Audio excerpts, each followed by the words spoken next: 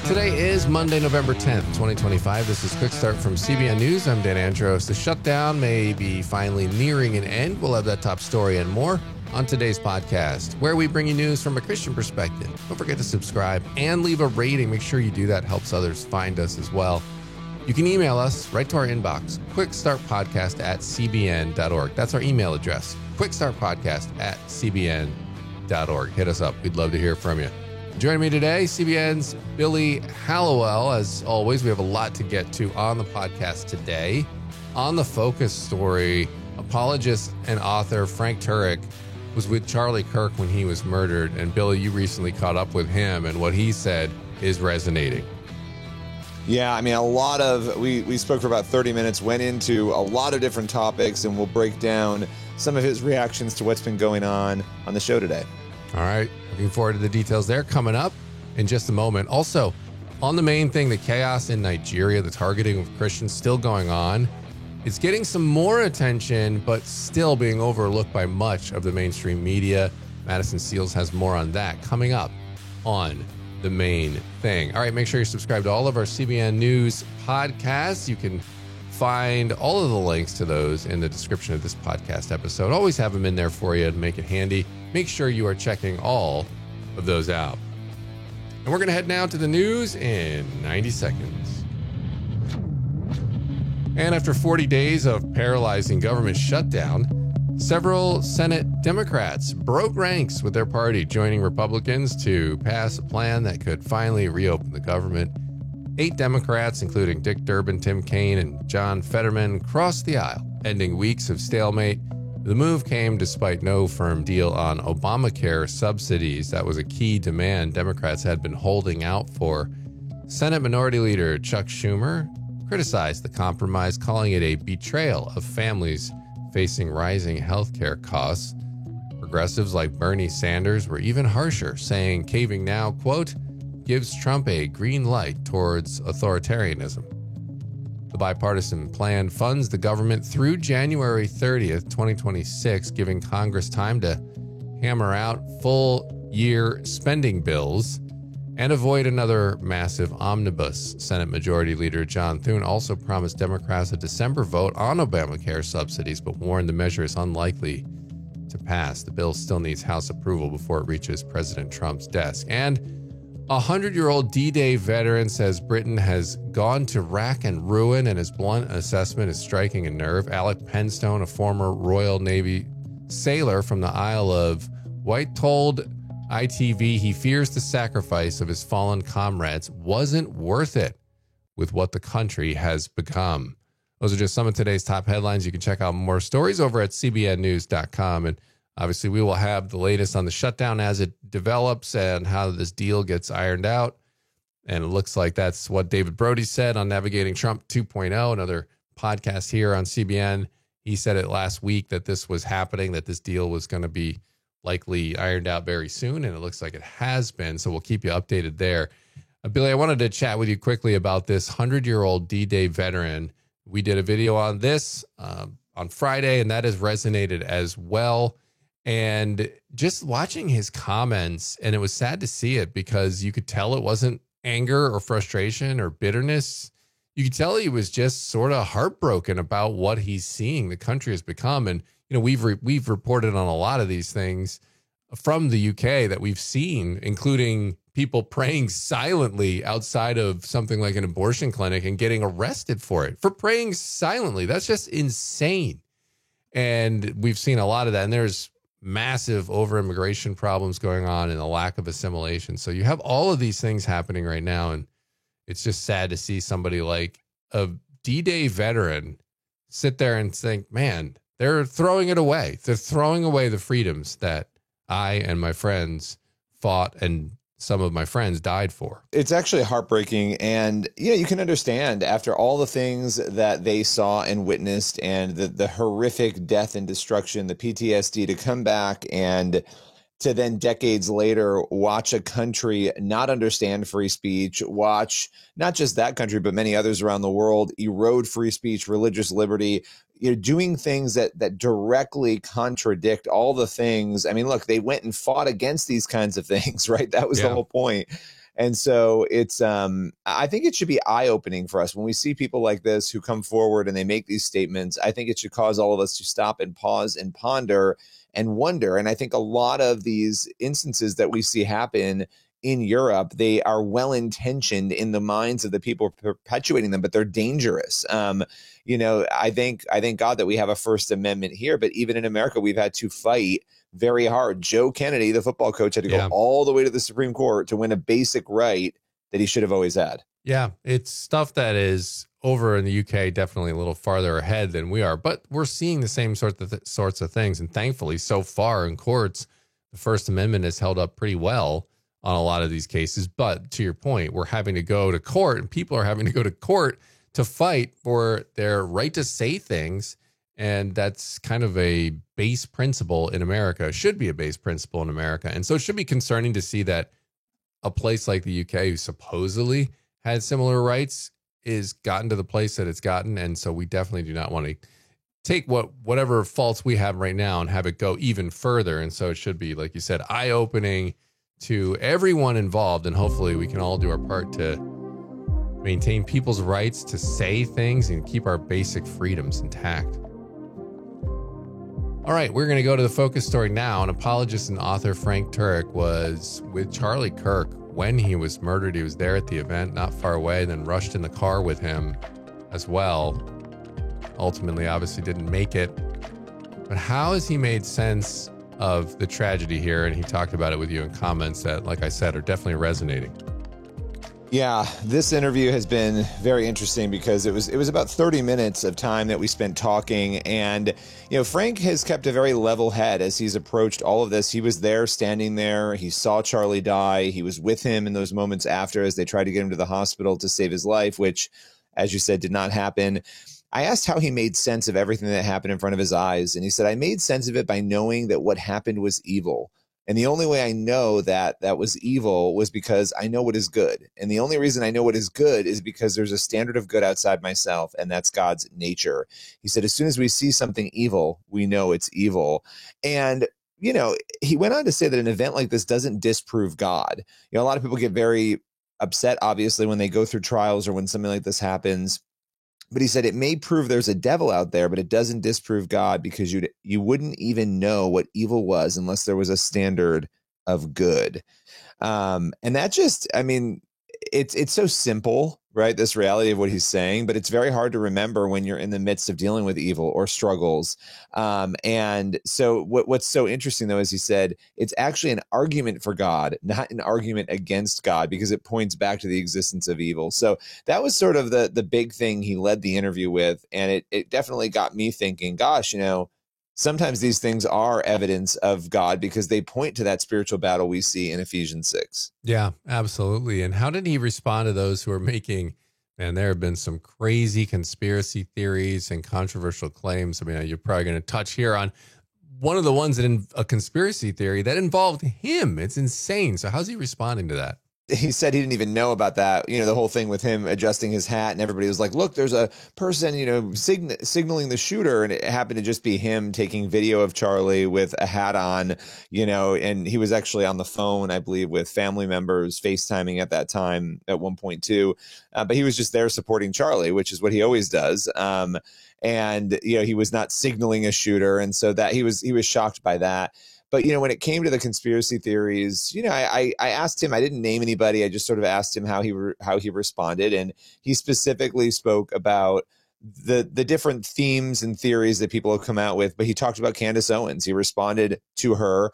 He talked about the fact that she was a good friend of Charlie years ago, and that Charlie would never speak ill of anybody privately unless he spoke to that person first and tried to correct them. So he said he never heard anything negative about Candace from Charlie or anything like that.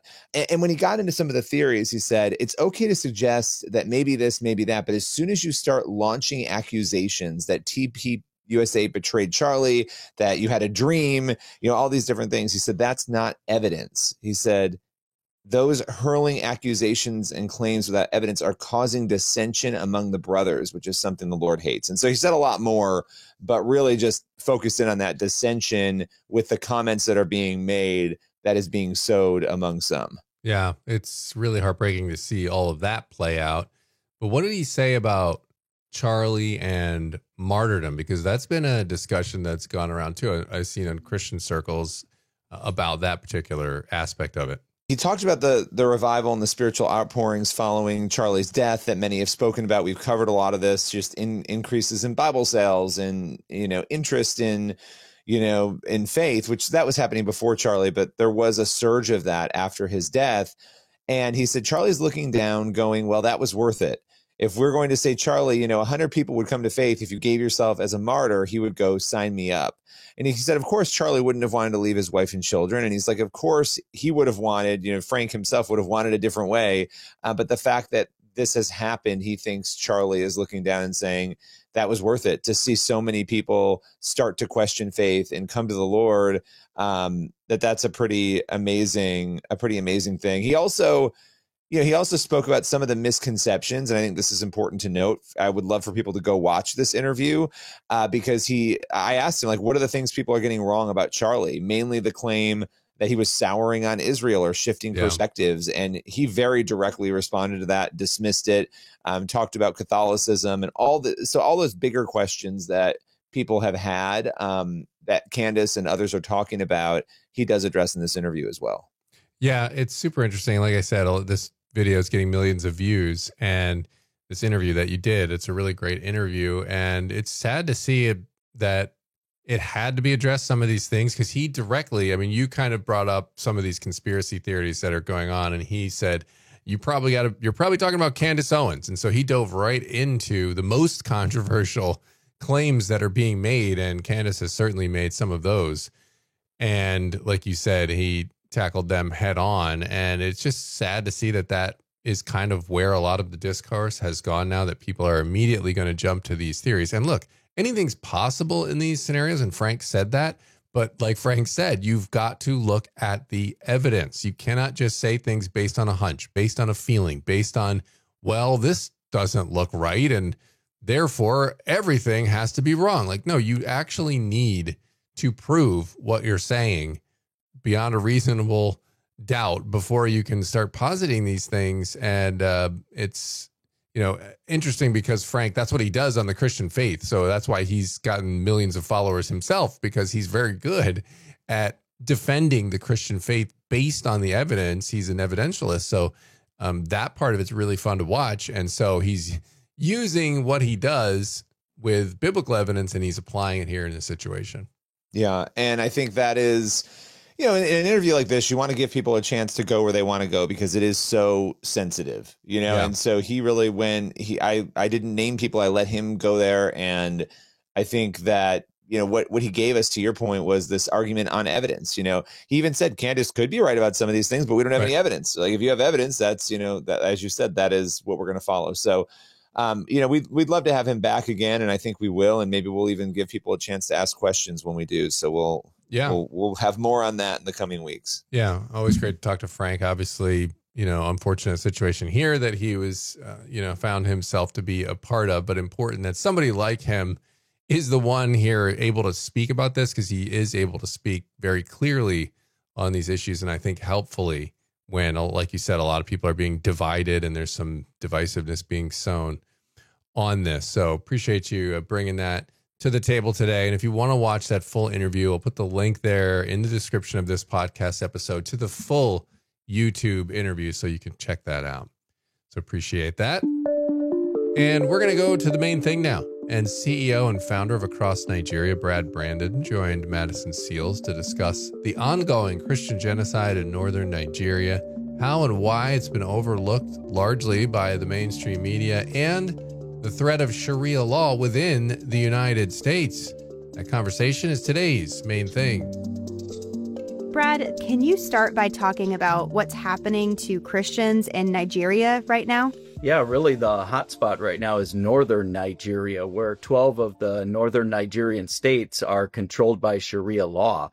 And there is a systematic persecution of Christians that's going on there. Despite the denials by the Nigerian government and other media outlets, it's happening. I see it happening all the time. It's been happening for over 10 years that we've been working there. Christians are more persecuted in northern Nigeria than anywhere else in the world, and not by slim margins. If you look at around the globe, of all the Christians that were killed for being Christians, 70% of them are killed in northern Nigeria. It's over 50,000 since 2009. That is just the deaths that are occurring, the killings that are happening, not to mention those who are displaced by the violence. There's 3.5 million people in IDP camps, which are internally displaced persons camps. 80% of those camps are Christians that are there. Those are Christians who've had their houses burned, their villages destroyed, all by groups like Boko Haram and ISWA, who operate and control a lot of the areas in the north. And that's where we operate in northern Nigeria, in those areas that are controlled by those groups. There's also a group called the Fulani Muslims, which is more of the violence stems from more of a socioeconomic and ethnic issues. And I look at that as a related issue, but it is separate. So all of that combined is creating an environment of persecution. Many are calling it a genocide. We've been calling it a genocide for a long time, but it's happening. It's a reality, and it's there. Yeah, and it's hard to believe that that can be going on, and for so many of us here in the U.S. to be completely oblivious to it and not even realize what's happening. That's been the case for quite some time now. I know President Trump just recently released a video on X talking about the United States' responsibility in protecting Christians and standing up against their persecution in Nigeria. So why do you think it has been overlooked for so long, and what has finally gotten people's attention here in the U.S.? There's a lot of complexities to that. I would say, first of all, is the denial of it happening. Of course, the Nigerian government is denying that it's happening. And like I mentioned, media outlets and others are outright denying that it's going on. And whenever there's a genocide, there's always deniers. You think back to the Holocaust, and there's even people denying the Holocaust ever happened to this day. But it's not just the Holocaust. If you look at the Cambodian genocide, look at the Rwandan genocide, they all had their deniers. And the reason for that, and the cover-up is because genocides have to operate under cover of darkness. It's when that violence that is exposed that people start to realize what's going on and start to take action to stop it. So I think largely it's been denied, and so the media denies it or doesn't cover it or minimizes it. That translates here into the U.S. Our media hasn't covered it. We've been crying from the mountaintops for 10 years that this systematic killing is going on, and the media here in the West has paid very little attention to it. And I think then in turn that translates into people not knowing about it. So if you don't know that something's going on, it's very difficult to do anything about it. So it really is a systematic cover-up of what's happening, and it's been effective for a long time. But as you mentioned recently, the media coverage has greatly increased, and I welcome that. I welcome President Trump's willingness to call attention to this. Other lawmakers, like Congressman Cole and Senator Ted Cruz, are all drawing attention to this, and it's a welcome change. I can tell you, after 10 years of trying to fight this battle, we're just now finally starting to get this story into the media, and that's working its way into the American church. I used to travel around to churches from East Coast to West Coast talking about these issues, and people would have no idea that it's going on. Now I go to churches and people know what's happening. They can identify with it because they've heard the stories. They know what's happening in northern Nigeria. So I think that's really what's been behind all of this for the last 10 years. Yeah, and like you said, your organization that you founded, called Across Nigeria, has thankfully been providing aid to Christian communities in Nigeria for those 10 years. Can you talk a little bit more about how you've been doing that? So in northern Nigeria, I already mentioned that the 12 of the northern Nigeria states are controlled by Sharia law. It's an extremely strict form of Sharia law in northern Nigeria. They observe blasphemy laws. Those laws are punishable by death. So what that looks like on the ground is if you're a Muslim and you convert to Christianity, that is a crime punishable by death, meaning that your family can either kill you or they can contract somebody else to hunt you down and kill you. So we go into those areas where people are under imminent threat, and we extract them out of those situations and bring them to our refugee facility. And there's certainly other communities of Christians throughout northern Nigeria. They have a hard time getting food, clean drinking water, medical care, even sending their kids to school because they're Christians. A lot of times Christians can't even go to the market and buy food. And on top of that, this is an area of the world where people live on less than $1 a day, and food isn't any less expensive there. In fact, it may be more expensive with inflation. So you're looking at people who are working all day just to buy food to provide for that day. So they're living day to day and often in survival mode. And then on top of that, oftentimes these communities are being harassed, being threatened, being attacked by groups like Boko Haram and ISWA and other factional terrorist groups. So we'll go into those areas as well and provide medical care. We provide clean drinking water. We'll drill wells for those communities.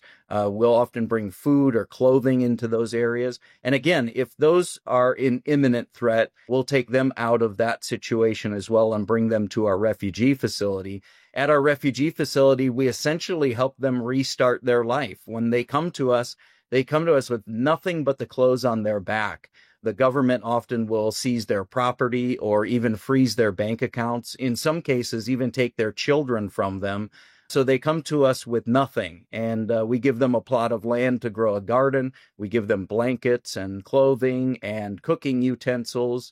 We give them a little apartment, a 2-room apartment to stay in.